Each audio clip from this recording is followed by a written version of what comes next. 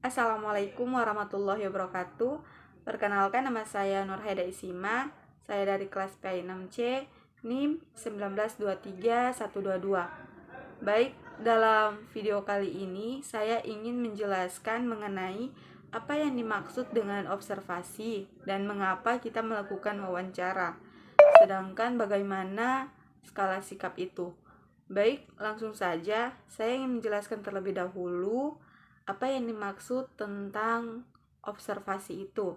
Baik, sebenarnya observasi itu sering kita melakukannya, baik secara sadar maupun secara tidak sadar. Contohnya seperti kita di dalam kelas, kita sering melihat, mengamati, dan melakukan interpretasi.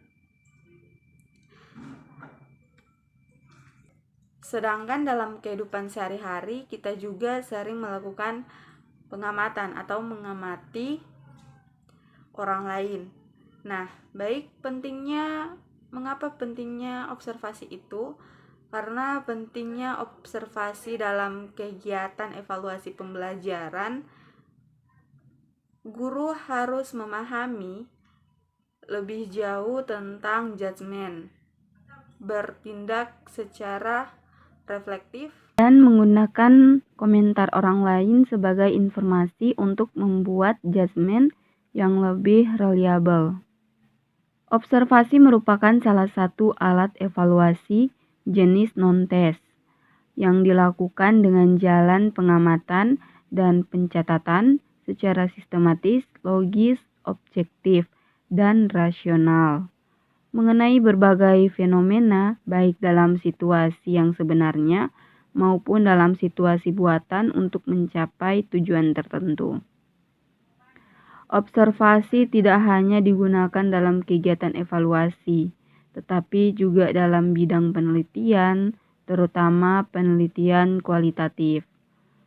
Tujuan utama observasi adalah yang pertama, untuk mengumpulkan data dan informasi mengenai suatu fenomena, baik yang berupa peristiwa maupun tindakan, baik dalam situasi yang sesungguhnya maupun dalam situasi buatan. Yang kedua, untuk mengukur perilaku kelas, interaksi antara peserta didik dengan guru, dan faktor-faktor yang dapat diamati lainnya, terutama kecakapan sosial. Dalam evaluasi, observasi dapat digunakan untuk menilai proses dan hasil belajar peserta didik, seperti tingkah laku peserta didik pada waktu belajar, berdiskusi, mengerjakan tugas, dan lain-lain.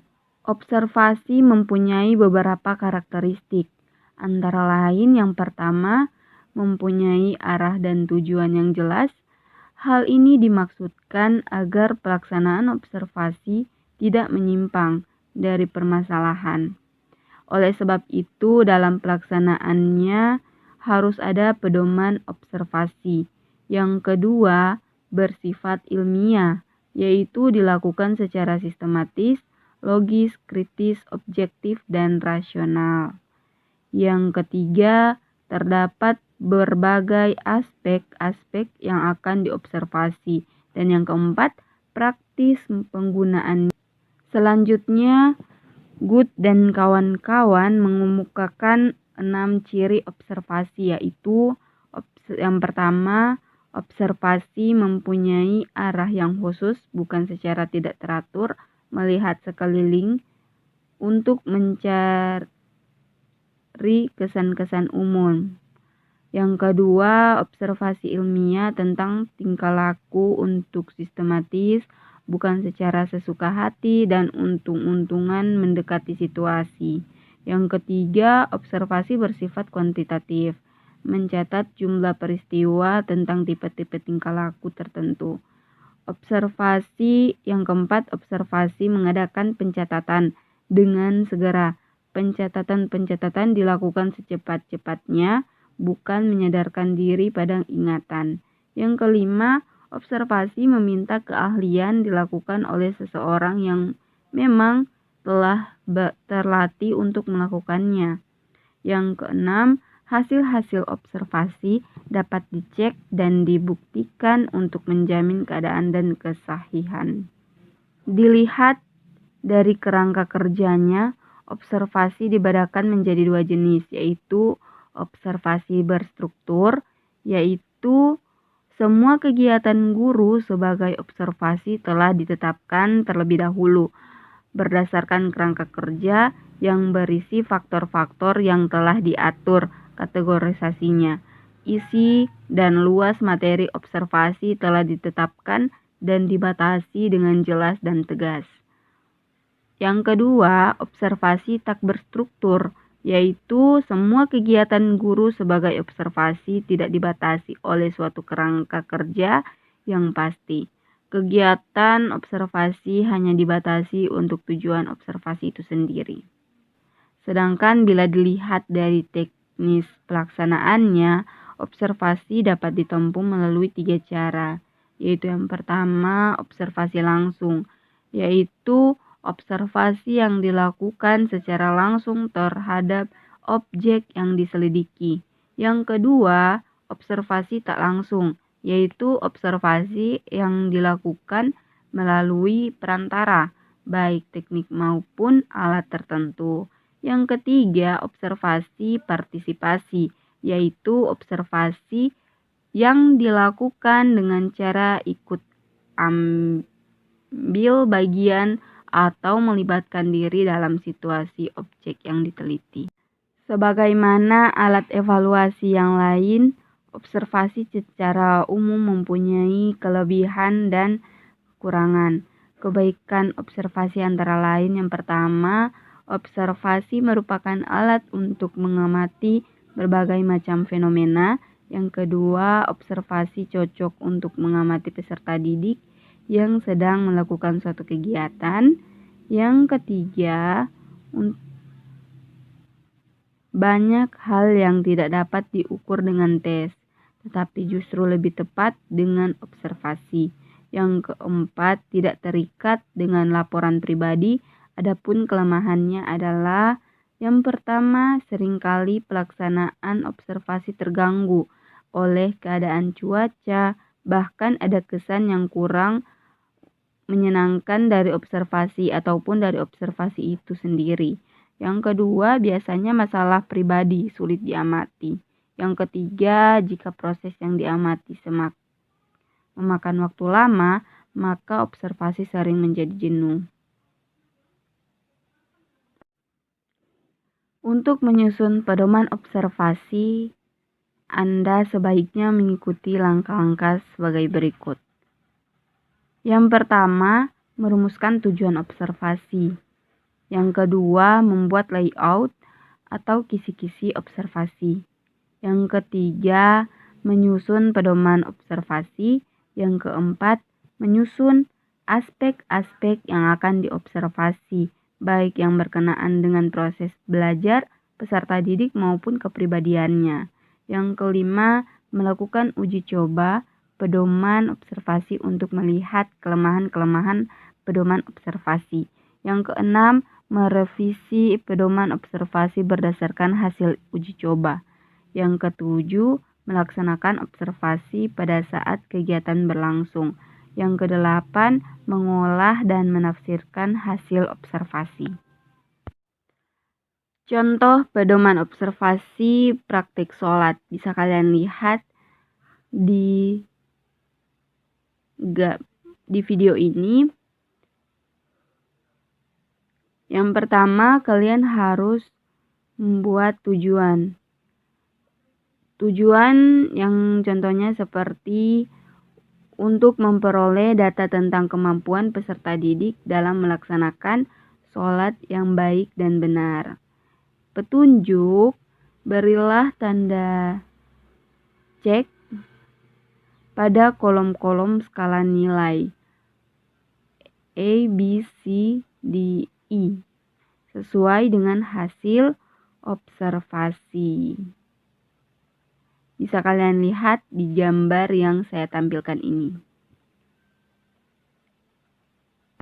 Selanjutnya, wawancara.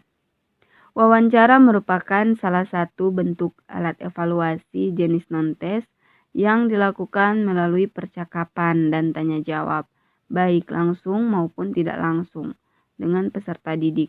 Pengertian wawancara langsung adalah wawancara yang dilakukan secara langsung antara pewawancara atau guru dengan orang yang diwawancarai, atau peserta didik tanpa melalui perantara. Sedangkan wawancara tidak langsung artinya pewawancara atau guru menanyakan sesuatu kepada peserta didik melalui perantara orang lain atau media. Jadi, tidak menemui langsung kepada sumbernya. Tujuan wawancara adalah untuk memperoleh informasi secara langsung guna menjelaskan suatu situasi dan kondisi tertentu. Yang kedua, untuk melengkapi suatu penyelidikan ilmiah. Yang ketiga, untuk memperoleh data agar dapat mempengaruhi situasi atau orang tertentu. Wawancara mempunyai beberapa kelebihan dan kekurangan. Kelebihan wawancara antara lain, yang pertama, dapat berkomunikasi secara langsung kepada peserta didik sehingga informasi yang diperoleh dapat diketahui objektivitasnya, dapat memperbaiki proses dan hasil belajar. Yang ketiga, pelaksanaan wawancara lebih fleksibel, dinamis, dan personal. Sedangkan kelemahan wawancara adalah yang pertama, jika jumlah peserta didik cukup banyak, maka proses wawancara banyak menggunakan waktu, tenaga, dan biaya. Yang kedua, ada kalanya terjadi wawancara yang berlarut-larut tanpa arah, sehingga data kurang dapat memenuhi apa yang diharapkan. Yang ketiga, sering timbul sikap yang kurang baik dari peserta didik yang diwawancarai dan sikap overreaction dari guru sebagai pewawancara. Karena itu perlu adanya adaptasi diri antara pewawancara dengan orang yang diwawancarai. Pertanyaan wawancara dapat menggunakan bentuk seperti berikut. Yang pertama, bentuk pertanyaan berstruktur, yaitu pertanyaan yang menuntut jawaban agar sesuai dengan apa yang terkandung dalam pertanyaan tersebut. Pertanyaan semacam ini biasanya digunakan jika masalahnya tidak terlalu kompleks dan jawabannya sudah konkret. Yang kedua, bentuk pertanyaan tak berstruktur, yaitu pertanyaannya yang bersifat terbuka, di mana peserta didik secara bebas menjawab pertanyaan tersebut. Pertanyaan semacam ini tidak memberi struktur jawaban kepada peserta didik, karena jawaban dalam pertanyaan itu bebas. Yang ketiga, bentuk pertanyaan campuran, yaitu pertanyaan yang menuntut jawaban campuran, ada yang berstruktur, ada pula yang bebas. Untuk menyusun pedoman wawancara, sebaiknya mengikuti langkah-langkah sebagai berikut. Yang pertama, merumuskan tujuan wawancara.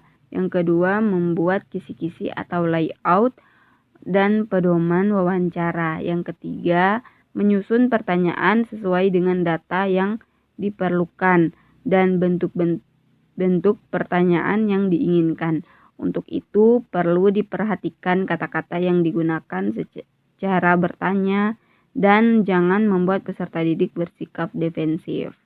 Yang keempat, melaksanakan uji coba untuk melihat kelemahan-kelemahan pertanyaan yang disusun sehingga dapat diperbaiki lagi. Yang kelima, melaksanakan wawancara dalam situasi yang sebenarnya. Contoh bisa kalian lihat di sebelah atau di gambar ini. Yang pertama itu, kalian harus membuat kisi-kisi pedoman wawancara yang terdapat dalam 5 tabel. Yang pertama itu nomor, masalah, tujuan pertanyaan, bentuk pertanyaan. Sedangkan format pedoman wawancara itu nomor, terus yang tabel kedua itu aspek-aspek yang diwawancara. Yang ketiga ringkasan jawaban, yang keempat keterangan. Jadi kisi-kisi pedoman wawancara ini memudahkan teman-teman untuk memetakan masalah, tujuan pertanyaan, dan bentuk pertanyaan seperti apa. Sedangkan format pedoman wawancara ini dia lebih rinci aspek-aspek yang diwawancara, sedangkan selanjutnya ringkasan jawaban. Dalam melaksanakan wawancara, Anda harus memperhatikan hal-hal sebagai berikut. Yang pertama, hubungan baik antara pewawancara dengan orang yang diwawancarai perlu dipupuk dan dibina sehingga akan tampak hubungan yang sehat dan harmonis. Yang kedua, dalam wawancara jangan terlalu kaku, tunjukkan sikap yang bebas, ramah, terbuka, dan adaptasi diri dengannya. Yang ketiga, perlakukan responden itu sebagai sesama manusia secara jujur. Yang keempat, hilangkan prasangka-prasangka yang kurang baik, sehingga pertanyaan-pertanyaan yang diajukan bersifat netral. Yang kelima, pertanyaan hendaknya jelas, tepat, dengan bahasa yang sederhana. Yang selanjutnya tentang skala sikap. Sikap merupakan suatu kecenderungan tingkah laku untuk berbuat sesuatu dengan cara, metode, teknik, dan pola tertentu terhadap dunia sekitarnya, baik berupa orang-orang maupun berupa objek-objek tertentu. Sikap mengacu kepada perbuatan atau perilaku seseorang, tetapi tidak berarti semua perbuatan identik dengan sikap. Perbuatan seseorang mungkin saja bertentangan dengan sikapnya. Anda perlu mengetahui norma-norma yang ada pada peserta didik. Bahkan sikap peserta didik terhadap dunia sekitarnya, terutama terhadap mata pelajaran dan lingkungan madrasah. Jika terdapat sikap peserta didik yang negatif, Anda perlu mencari suatu cara atau teknik tertentu untuk menempatkan atau mengubah sikap negatif itu menjadi sikap yang positif. Dalam mengukur sikap, Anda hendaknya memperhatikan 3 komponen sikap, yaitu yang pertama kognisi, yaitu berkenaan dengan pengetahuan peserta didik tentang objek. Yang kedua afeksi, yaitu berkenaan dengan perasaan peserta didik terhadap objek. Dan yang ketiga konasi, yang yaitu berkenaan dengan kecenderungan berperilaku peserta didik terhadap objek. Anda juga harus memilih salah satu model skala sikap. Adapun model-model skala sikap yang biasa digunakan untuk menilai sikap peserta didik terhadap suatu objek antara lain.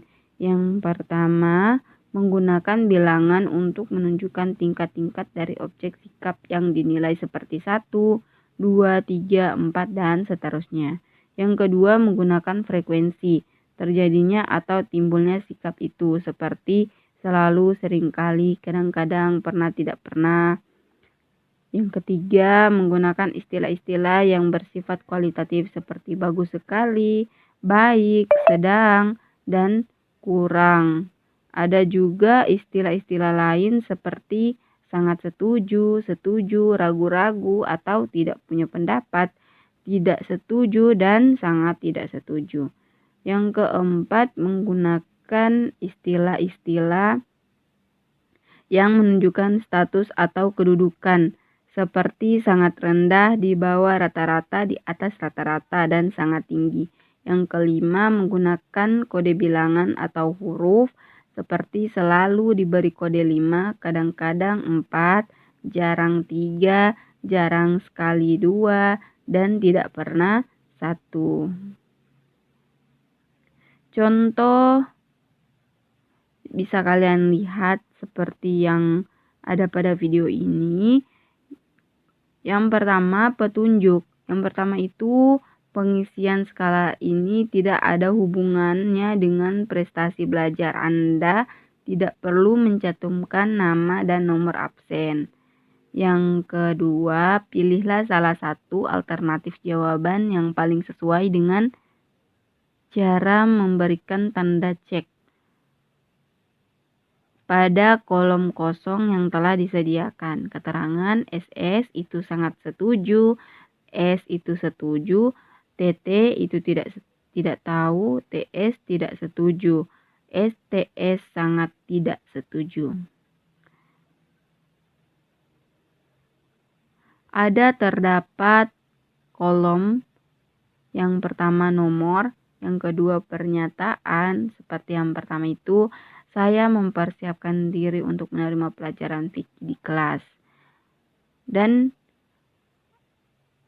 ada 5 kolom kecil, yaitu termasuk SS, S, TT, TS, dan STS.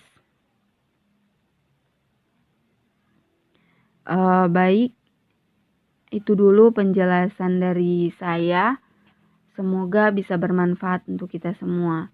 Sekian, wassalamualaikum warahmatullahi wabarakatuh.